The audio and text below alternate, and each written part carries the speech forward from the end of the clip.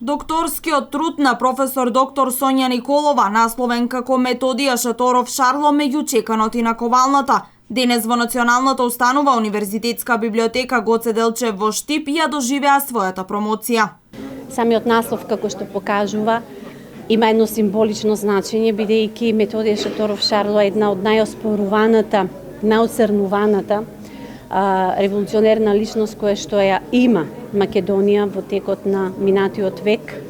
Човек од исклучителна важност, исклучително револуционерна фигура, која што имала респективно место не само во Југословенската комунистичка партија, бил член на Централниот комитет на Комунистичката партија на Југославија, бил член на Централниот комитет на Бугарската работничка партија, меѓутоа бил еден од личностите кои што ја уживал довербата на Коминтерната, односно на највисоките луѓе и раководители во Коминтерната.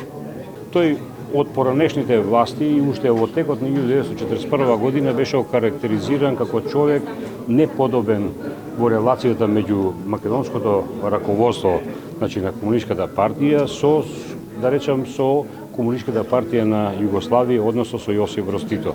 Тоа беше една од причините тоа што тој стана личност и за маргинализирана едноставно. И неговата личност како маргинализирана остана се до 90-тите години, кога беше и до тоа време некако табу тема, дури и ние историчарите имавме некои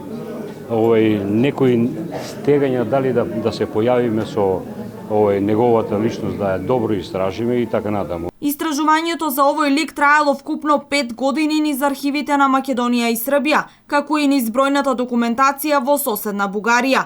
Инаку монографијата се содржи од над 400 страни, со околу 800 фусноти, кои всушност ја покажуваат тежината на книгата.